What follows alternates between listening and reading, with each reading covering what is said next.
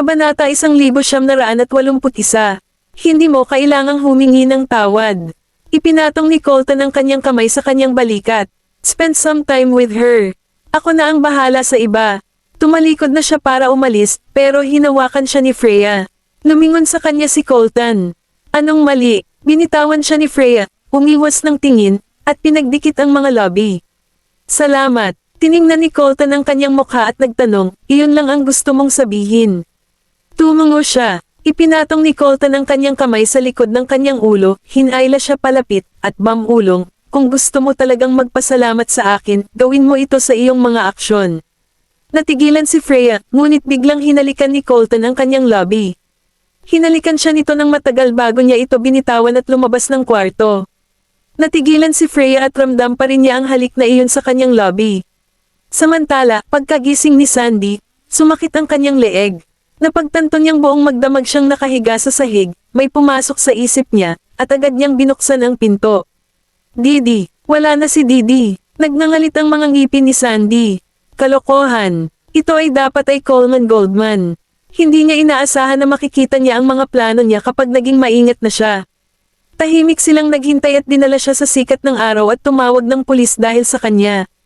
May naalala siya, dinampot ang kanyang apo na kinidnap. Nang makuha ng pulisya ang ulat, nagpadala sila ng isang tao sa hotel upang mag-imbestiga. Naghihintay si Sandy sa lobby, at nang makita niya ang pulis, agad siyang tumayo at umiyak. Opisyal, kailangan mo akong tulungan. Ang aking apo, siya ay kinuha. Sinaktan nila ako, nahimete ako, at kinuha nila siya. Mahinahong sinabi ng pulis, Ma'am, calm down. Sabihin mo sa amin kung ano ang nangyari. Sinabi sa kanila ni Sandy kung paano siya inatake noong nakaraang gabi habang pinupunasan niya ang kanyang mga luha. Apo ko yan. Mas gugustuhin ko pang mamatay kapag may nangyari sa kanya. Matapos ibaba ng opisyal ng pulisya ang kanyang pahayag, tinanong niya, kilala mo ba kung sino ang kumuha sa kanya? Nagulat si Sandy at parang hindi mapakali. Hindi ako maglalakas loob na sabihin. Na-curious ang pulis, bakit hindi? Tutulungan ka namin, huwag kang mag-alala. Maingat na sinabi ni Sandy, ngunit, ang mga Goldman iyon. Natigilan ang pulis at mukhang kainahinala. Ano ang ginawa ng mga Goldman? Ang mga Goldman ay isang malaking pamilya sa Baseburg. Parang absurd na kikidnapin nila ang apo ng isang tao. Sir, totoo po, hindi ako nagsisinungaling. Natarante si Sandy. Anak ko, iniwan niya ang kanyang anak dahil gusto niyang pakasalan ng isa sa mga anak na lalaki ni Goldman. Pinabayaan niya siya sa loob ng maraming taon, ngunit ngayon ay nakipagtulungan siya sa mga Goldman para kunin siya. Tinakat lang nila ako kanina pa. Maaari mong tingnan ang footage ng surveillance kung hindi ka naniniwala sa akin. May mga kamera sa corridors ng hotel, kaya kung titingnan nila ito, hindi lang nila makikita kung sino ang gumawa nito noong nakaraang gabi, ngunit makikita rin nila na nakilala siya ni Colton kahapon. Kahit na hindi siya pinaniwalaan ng pulis, kailangan niyang suriin ang mga video ng pagsubaybay. Nagpadala siya ng isang tao upang kunin ang mga video at tinanong ang front desk. Kinumpirma ng staff na nakita nila si Colton sa hotel. Itinago ni Sandy ang kanyang saya nang lumapit siya sa pulis. Narinig mo sila. Dumating nga siya at nakita ako, at nakilala ko ang kanyang mga tauhan. Kung nahanap mo ang footage, dapat maniwala ka sa akin. Nakita ng pulis kung gaano siya katiyak dito. Kaya hindi siya nagsalita hanggang sa lumabas ang footage. Kabanata 1982. Pagkaraan ng 10 minuto, bumalik ang pulis na pumunta para kunin ang footage. Sir, tiningnan ko ang footage at nakita kong dumating si Mr. Goldman kasama ang isang grupo ng mga tao at umalis kaagad pagkatapos noon. Na-overwhelm si Sandy. Ano naman ang nangyari sa footage kahapon? Inatake nila ako at kinuha ang aking apo. Tumingin sa kanya ang pulis at kumunat ang noo. Walang footage na inaatake ka. Bumagsak ang mukha ni Sandy. Hindi, imposible iyon. Sumigaw siya, inatake ako kahapon. Paanong hindi iyon naitala? Dapat kang matakot sa mga Goldman at nagsinungaling sa akin. Ma'am, maaari mong tingnan ang iyong sarili kung hindi ka naniniwala sa akin. Agad siyang pumunta sa manager na may hawak na tablet. May timestamp ang footage dito, at ipinapakita nito kung ano ang nangyari kagabi. Wala namang nagpakita sa kanya na inaatake siya. Namutla ang mukha ni Sandy dahil hindi siya makapaniwala.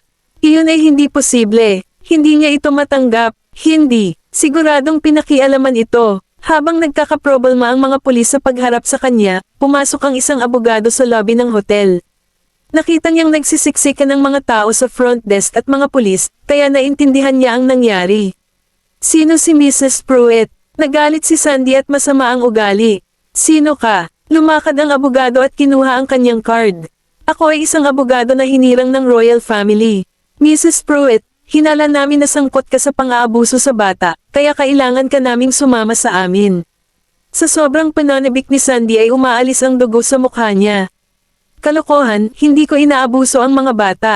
Pagkatapos niyang sabihin iyon, kinuha ng abogado ang isang ulat na ginawa ng ospital. Nang magsimulang tumugtog ang recording, naging papel ang mukha ni Sandy habang puno ng puot ang mga mata. Itong asong babae, narinig iyon ng abogado at mukhang stoic. Mrs. Pruitt, sumama ka sa amin. Dinala siya ng mga pulis. Sa wakas ay nalaman na ng mga pulis na dumating dahil sa kanyang police report na siya ang nanggugulo. Sa presinto, umupo si Sandy sa interrogation room, at kahit na siya ay ini-interrogate, itinanggi niya ang pag-abuso sa isang bata at sinabi pa na ang bata ay pinilit. Ang mga pulis ay hindi pala kaibigan tungkol dito. Inihagis ng isa sa kanila ang ulat sa mesa at tumahol, bakit magsisinungaling ang isang 4 na taong gulang? Kung maganda ang pakikitungo mo sa kanya, bakit niya sasabihin na sinaktan mo siya? May maliit na pagkakataon na ang mga batang napakabata ay magsisinungaling dahil ang kanilang mga mundo ay hindi kasing komplikado ng mga matatanda. Kadalasan, ang kanilang mga salita ay nagtataglay ng higit na katotohanan kaysa sa mga matatanda. Kadalasan, kapag nagsisinungaling ang mga bata, hindi sila naglalaman ng maraming komplikadong mga dahilan kumpara sa mga nasa hustong gulang, at ginagawa nila ito para makakuha ng atensyon. Ang mga bata ay inosente. Iiyak sila kapag sinaktan mo sila, at kung trituhin mo sila ng masama, masama rin ang magiging reaksyon nila. Nabulunan si Sandy, at nanginginig ang kanyang katawan.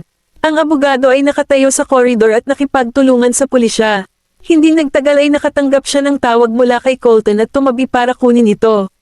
Mr. Goldman, nagtanong si Colton, nagsumite ka na ba ng ebidensya? Sumagot ang abogado, oo, makakarating kami sa korte sa lalong madaling panahon sa 1 linggo. Mahina akong tumango si Colton. Kahit anong gawin mo, alisin sa kanya ang kanyang mga karapatan sa pangangalaga at ipadala siya sa bilangguan sa loob ng 15 araw. Kabanata 1983. Ang sabi ng abogado, huwag kang mag-alala, tiwala akong mananalo ako dito. Samantala, sa ospital, dahan-daang naging masaya si Didi kasama si Freya sa kanyang tabi. Natakot si Freya na matroma ng kanyang ina si Didi, kaya sineseryoso niya ang pagpapayo. Bumungad sa pinto si Daisy na may dalang maliit na cake at saka kumatok. Lumingon si Freya at ngumiti. Didi, ito si Tita Daisy. Kamustahin mo? Hindi na naalala ni Didi si Daisy, pero hindi na siya mahiyain gaya ng dati. Hello, pumunta si Daisy sa kama. Inilapag ang maliit na cake, ngumiti, at sinabing, ibinigay ko sa iyo ang maliit na cake na ito dahil sabi ni Tita Faye na mahal mo sila. Nang makita niyang binuksan ni Daisy ang kahon, tinitigan ni Didi ang 6 na hiwa ng chocolate cake at nagsimulang maglaway. Maaari ba akong kumuha ng ilan? Maingat niyang tanong. Natigilan si Freya nang marinig iyon. Siguro dahil kay Sandy kaya natakot si Didi. Napangiti si Daisy. Siyempre kaya mo. Nakuha ko ito para sa iyo. Eto, kumain ka na. Inabot sa kanya ni Daisy ang isang slice, kinuha naman ito ni Didi. Dinilaan ito ni Didi at kumuha ng cream sa gilid ng bibig niya. Napatingin si Daisy sa kanya habang nakapatong ang mukha sa mga kamay. Gusto mo ba? Tumango siya. Oo. Inilabas ni Freya ang kanyang kamay, nilero ang kanyang buhok, at tumingin kay Daisy. Paano ka magkakaroon ng oras para bisitahin? Samaan daw si Daisy sa upuan. Pagkatapos tanggihan ng isang trabaho, mayroon akong maraming oras sa aking mga kamay. Ngumiti si Freya at hindi nagsalita. Biglang tanong ni Daisy, mananatili ba sa iyo si Didi pagkatapos niyang ma-discharge? Huminto siya at tumango. Iyon lang ang lugar na maaari niyang manatili. Baka makuha ni Sandy si Didi kung hindi niya kasama si Freya.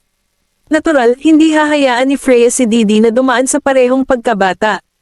Pagkaraan ng 1 linggo, pumasok sa sesyon ng korte. Ang balita na si Colton ay nagdemanda kay Sandy ay yumanig sa Baseburg. Ang mga reporter na naghihintay sa labas ay curious na pinag-uusapan ito.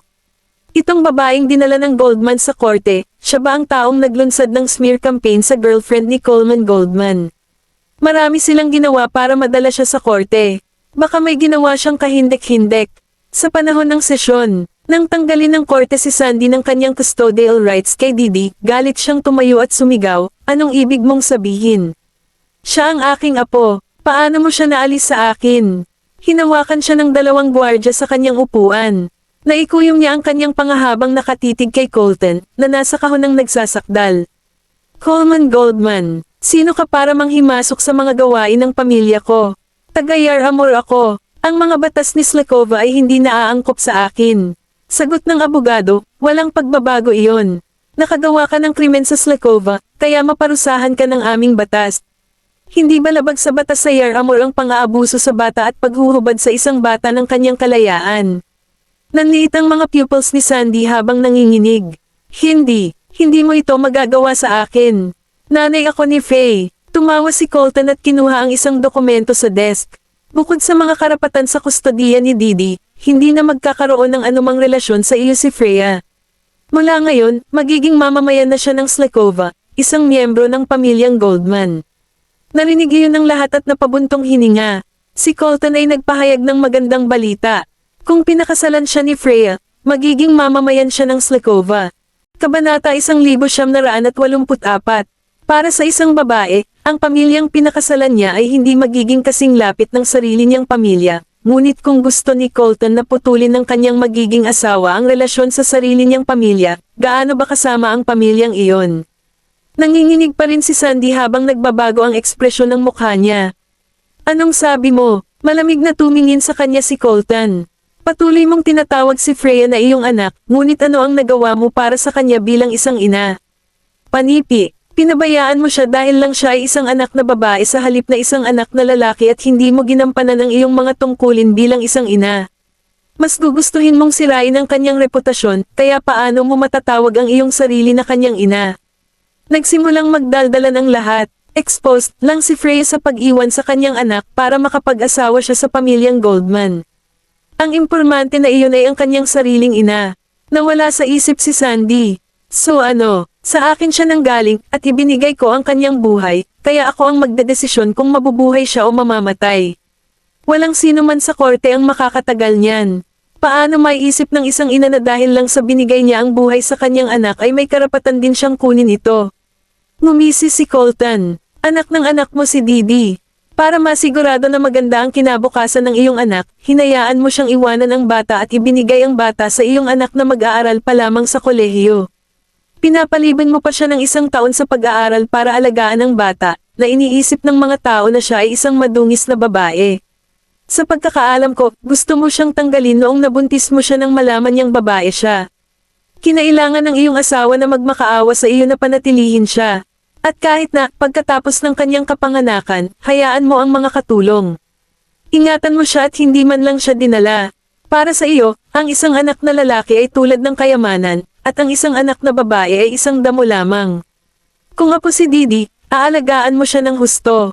Gayunpaman, siya ay isang babae, kaya hindi ka makapaghintay na mapupuksa siya. Ang iyong baluktot na pag-iisip ay nagmula sa iyong background. Na-trigger si Sandy nang marinig niyang ibinalita nito ang background niya at sumigaw ng, "Shut your mouth." Nag-cross arm si Colton at tumawa. "Mali ba ako? Ang iyong ina ay isang hindi lehitimong asawa ng hari ng Yar Amor, kaya isa kang hindi lehitimong anak na babae. Gusto mo ng anak dahil akala mo matutulungan kanyang maibalik ang kapangyarihan mo, kaya umaasa ka sa kanya. Natapos si Ken sa ginawa niya dahil sa isang baluktot na ina na tulad mo. Hindi man lang naging masama ang buhay mo. Ang iyong ina ay minahal ng higit pa sa Reyna, at kung hindi dahil sa nangyari sa mga Knowles at sa hari na nakonsensya, maaaring kinilala ng hari si Ken. Sa kasamaang palad, ang kanyang kinabukasan ay gumuho sa iyong mga kamay." Sinilip ni Colton ang kasaysayan ng maharlikang pamilya. Ang lola ni Freya ay pangalawang asawa ng hari ngunit may pagmamahal ng hari sa loob ng 8 taon. Dahil ang Reyna ay anak ng isang duke, ang hari ay kailangang manirahan sa isang arranged marriage bago umakyat sa trono. Ang hari ay hindi nagpakasal sa Reyna dahil sa pag-ibig kundi sa kapangyarihan. Sa kabilang banda, ito ay love at first sight sa lola ni Freya. Kung ang hari ay isang karaniwang tao, magkakaroon sila ng masayang pamilya. Mahal ng hari ang lola ni Freya at inalagaan siya ng husto. Kahit na pagkatapos ng nangyari sa mga Knolls, ang kanyang apo, si Knoll Ace, ay muntik nang mamatay sa kamay ng mga kidnapper dahil inaalagaan niya ang kanyang illegitimate lover. Iyon ang dahilan kung bakit nakaramdam ng pagkakasala ang hari at kinailangan niyang kilalanin si Knoll Ace bilang kanyang apo, bilang kabayaran para sa mga Knolls. Kabanata 1985. Isa pa, kahit na si Sandy ay isang anak sa labas, hindi siya kailanman pinagmalupitan ng hari. Gayunpaman, hindi siya natuwa tungkol doon at tinuruan pa niya ang kanyang anak na subukang kunin ang trono mula sa Knolls. Ang kinabukasan ni Ken at ang pagkasuklam ng hari ay parehong dulot ng kanyang ambisyon. Tinakpan ni Sandy ang tenga niya. Kalokohan yan. Hindi ko aaminin yon. Hindi namatay ang anak ko dahil sa akin. Hindi pwede. Sa kasamaang palad, hindi mahalaga kung inamin niya ito. Ito ay ang katotohanan. Hinatulan siya ng korte ng 15 araw na pagkakulong. Pagkatapos maglingkod sa kanyang oras, siya ay ipapatapon at hindi napapayag ang muling makapasok sa bansa. Hashtag ang kasintahan ni Coleman Goldman ay may nakakagulat na nakaraan hashtag. Hashtag na kumpirma na ang pagkakakilanlan ng bata. Siya ang kanyang pamangkin. Hashtag kaagad na inihayag ng mga news outlet ang hatol ng korte, at napatunayang mali ang mga chismis tungkol sa pag-abandona ni Freya sa kanyang anak na babae upang magpakasal sa pamilyang Goldman. Maging ang mga taong nagmumura kay Freya online ay nagsimulang humingi ng tawad sa kanya. Nagulat ang karamihan sa kung sino talaga siya. Hindi lang siya katulong ni Daisy, siya ay apo ng kanyang kamahalan na hari ng Yar Amur. Nagbiro pa nga ang ilang netizens na napakahirap magpakasal sa pamilyang Goldman kaya kailangan mong maging royal para makapasok.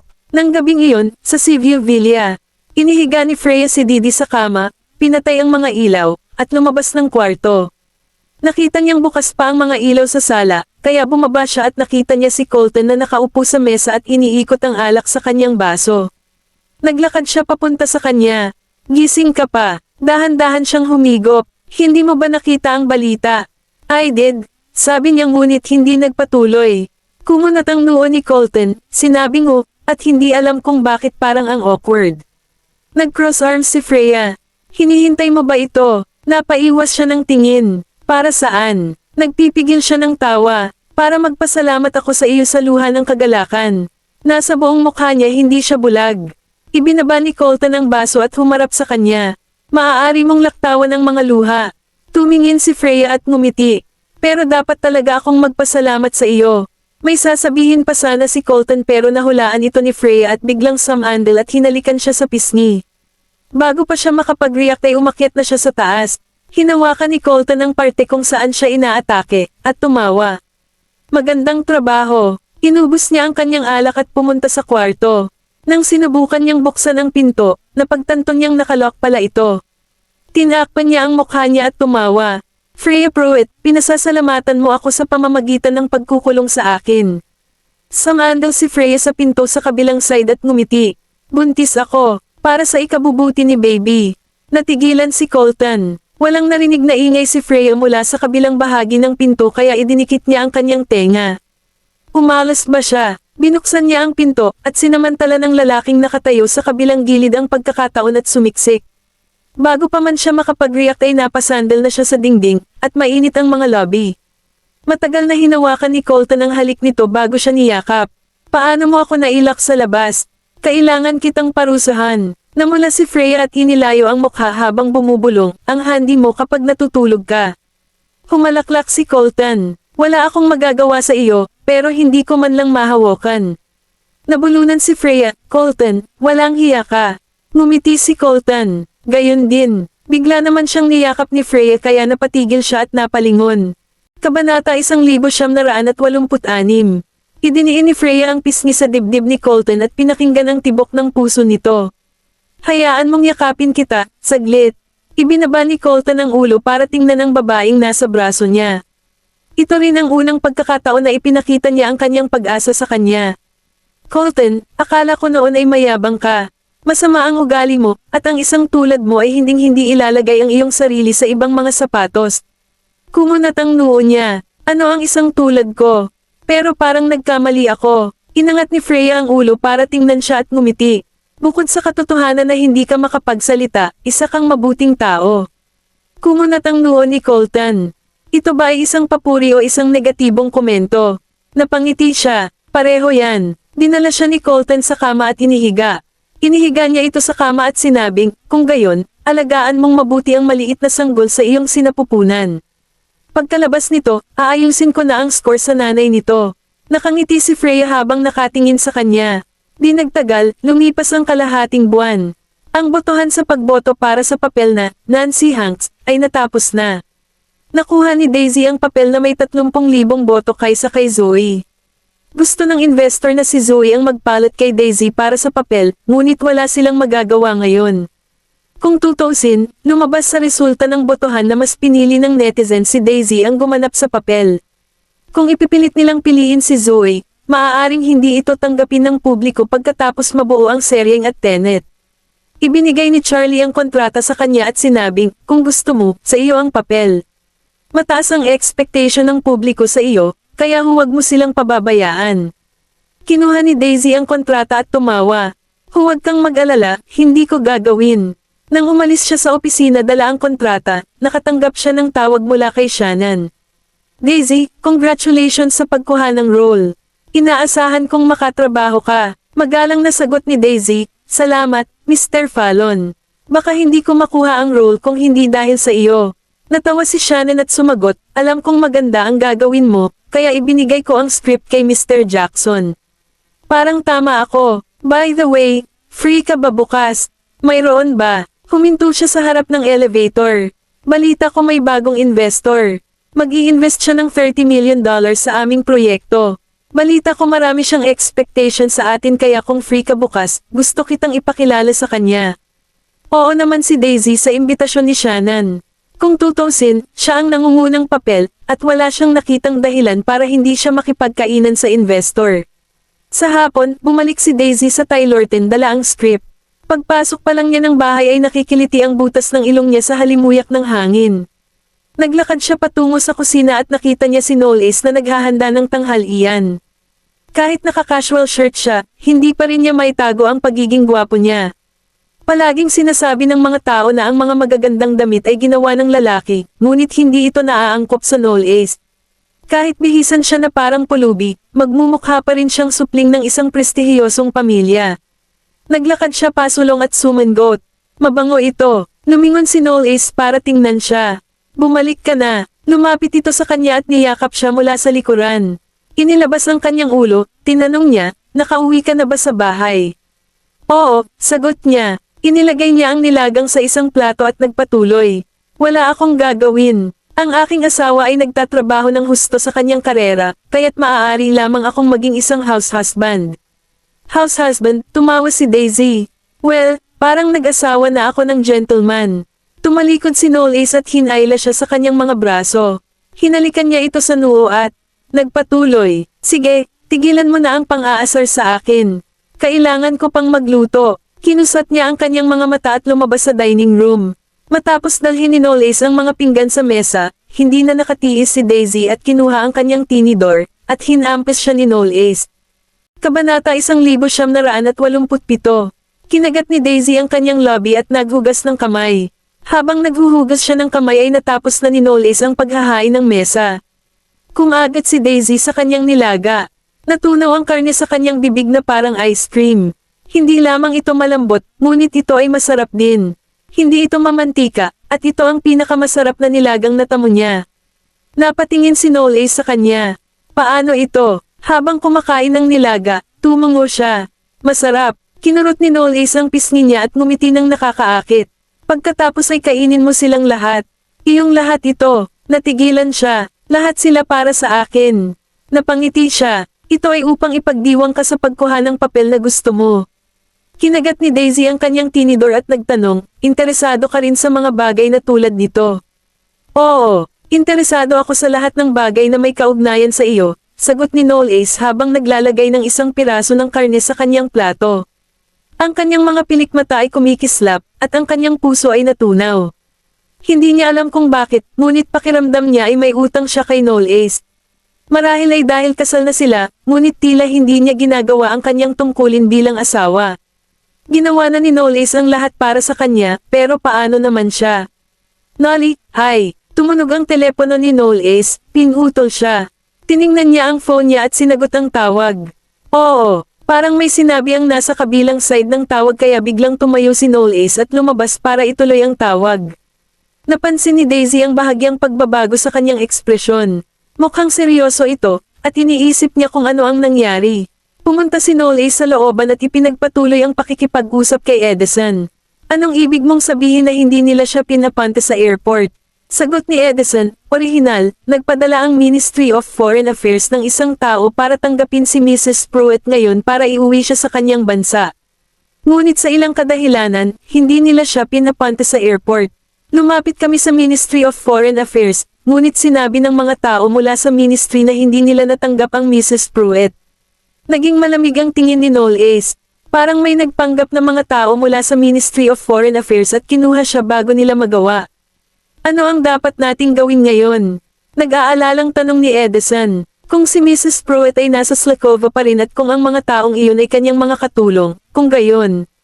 Isang tao lang ang makakatulong sa kanya, at ang taong iyon ay si Donald, walang pakialam na sagot ni Knowles. Alam ba ni Donald na nasa Slakova ka? Well, hindi mahalaga kung alam niyang nasa Slakova ako o hindi. We still have to face him eventually, sabi ni Knowles, malamig ang boses at walang ekspresyon ang mukha. Kung tumanggi siyang bumalik sa kanyang bansa, kailangan lang natin siyang gamitin bilang pain para maakit ang ahas sa butas. Mabuti sana kung sabay na natin silang paalisan. Samantala, sa isang maliit na bayan malapit sa dagat sa timog ng rural city. Pumasok si Sandy sa isang simpleng paupahang bahay. Malinis ang bahay, ngunit luma na ang mga kasangkapan. Kahit na ang kama ay isang normal na kama na gawa sa kahoy. Ibinaba niya ang kanyang bagahe at naiinis na tanong. Hanggang kailan ako mananatili dito? Sumagot ang lalaking nakatayo sa harap ng pinto, well, you'll need to ask Mr. Matthews about that. Inip na pagpapatuloy ni Sandy. Nasaan si Mr. Matthews? Kailangan ko ang tulong niya. Isang malamig na ngiti ang pinakawalan ng lalaki. Ikaw ang nangangailangan ng tulong niya, hindi siya. Kailangan mong maging malinaw tungkol dyan.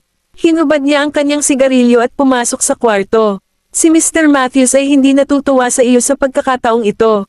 Paano mo? Masasaktan ang mga Goldman pagdating mo sa Baseburg. Nasisiraan ka na ba ng bait? Nanginginig si Sandy sa galit habang sumisigaw, ang mga Goldman ang ug. Hinawakan ng lalaki ang leeg niya at sumirit. Gusto lang malaman ni Mr. Matthews kung si Knowles nasa Slakova o wala si Knowles. Wala siyang pakialam sa ibang bagay. Kung maglalakas loob kang sirain muli ang kanyang plano, hindi siya magsasawang ipadala ka para makipagkasundo sa anak mo doon. Binitawan ng lalaki si Sandy at lumabas ng kwarto. Kabanata 1988. Nawala ng balanse si Sandy at bumagsak sa sahig. Nanginginig ang buong katawan niya sa takot. Nang malaman ni Colton na nasa Slakova pa rin si Sandy, dali-dali siyang nagpadala ng isang tao para hanapin siya. Samantala, inilagay ng pulisya si Sandy sa listahan ng mga taong pinaghahanap dahil sa ilegal na pagpasok. Nang dumaan si Freya sa study room kasama si Didi, narinig niya ang pag-uusap ni Colton at Leonardo. Napahigpit ang hawak niya kay Didi nang malaman niyang nasa Slakova pa ang kanyang ina. Inangat ni Didi ang kanyang ulo para tingnan siya at sinabi sa mahinang boses, Tita Freya, sinasaktan mo ako. Binalik ni Freya ang sarili sa realidad at bahagyang kumalas sa pagkakahawak.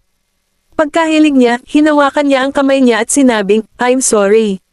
Masakit pa ba? Umiling siya. Hindi na. Biglang binuksan ni Leonardo ang pinto sa sandaling iyon, at pareho silang nagulat. Miss Pruitt, sabi niya, itinaas ni Colton ang kanyang ulo at tumingin sa pintuan. Sinalubong ni Freya ang kanyang tingin at ibinaba ang ulo para sabihin kay Didi. Bumalik ka muna sa kwarto mo. Pupunta ako para hanapin ka mamaya. Bumalik si Didi sa kanyang silid na masunurin. Naramdaman ni Leonardo na baka may gusto silang pag-usapan, kaya umalis siya. Pumasok si Freya sa pag-aaral at sinabing, hindi ko sinasadyang makinig sa usapan ninyo. Samaan daw si Colton sa desk at nagtanong, nag-aalala ka ba? Alam ni Freya na ang tinutukoy niya ay ang kanyang ina. Ibinaba niya ang kanyang ulo at nagtanong, tumakas ba siya? Nakasimangot na sagot ni Colton, I guess may tumutulong sa kanya. At saka, I'm sure hindi lang ikaw ang target niya. Noong una, inakala niyang nandoon si Sandy para kay Freya, ngunit kung ganoon nga ang kaso, wala na siyang dahilan para manatili sa Slekova. Pagkatapos ng lahat, ito ay maituturing na isang ilegal na pagpasok kung patuloy siyang mananatili sa Slekova. Kung hindi siya sumunod at umalis ng bansa, siya ay sapilitang ipapatapon sa kalaunan. Kung gusto niyang lumaban ng mag-isa sa mga Goldman, ito ay parang paghagis ng mga dayami sa hangin. Matapos malaman na kinuha siya ng isang taong nagpapanggap bilang kawani ng Ministry of Foreign Affairs, napagtanto niya na si Sandy ay suportado ng isang taong mula sa dilim at ang taong iyon ay hindi kailanman sinadya upang labanan ang mga Goldman. Kung ang kanilang target ay ang mga Goldman, magsisimula sana sila sa Freya sa halip na gamitin ang background ni Didi para maling akusahan si Freya. Kaya naman, sigurado siyang ibang tao ang pinupuntirya ni Sandy at ng mga taong nasa likod niya. Hindi ito ang mga Goldman, at hindi rin si Freya, ngunit. Biglang sinabi ni Freya, si Noel Ace, tama ba? Mariing idiniin ni Colton ang kanyang mga lobby at hindi umimik. Kung mahuhulaan ito ni Freya, hindi niya sinabing mahulaan din niya ito. Huminga ng malalim si Freya at nagpatuloy. Alam ko na, dahil siguro sa pagkamatay ni Ken. Kinamumuhian ng nanay ko si Noel Ace dahil sa kapatid ko. Hinawakan siya ni Colton sa kanyang mga braso at hinimas ang kanyang nakakunot na mga kilay. Huwag mong alalahanin ang hindi mo dapat alalahanin. Kailangan mo lang alagaan ang sarili mo. Natigilan siya, pero bayaw mo siya. Humalaklak si Colton. Kung hindi man lang niya masolve ang ganito, sa tingin mo papayag ba ang parents ko na pakasalan siya ng kapatid ko? Hindi naman siya tanga. Ginawa mo itong parang napakatalino mo. Bulong ni Freya. Kumunat ang noo ni Colton. Anong sabi mo? Kumalas siya sa pagkakayakap sa kanya at sinabing, wala. Ako na ang magbabantay kay Didi ngayon. Niyakap siya ni Colton mula sa likod at ibinaon ang mukha sa buhok nito. Gusto mo ba talagang palakihin si Didi? Sa gabi, ang kalye ng pagkain ay masigla at puno ng lahat ng uri ng merienda sa magkabilang gilid ng eskinita. Sina Daisy at Noel Ace ay naghaharutan sa gitna ng karamihan. Nakasuot siya ng sombrero at isang facial mask, naiwan lamang ang kanyang pares ng malinaw na mga mata doon. Nagsuot lang siya ng sweater at isang pares ng itim na sandal nang lumabas ang mga ito. Hindi rin sinuot ni Noel Ace ang kanyang karaniwang suit at leather na sapatos. Sa halip, nakasuot siya ng casual na kasuotang pang sports na nagmukhang binata sa kanya. Kabanata 1989.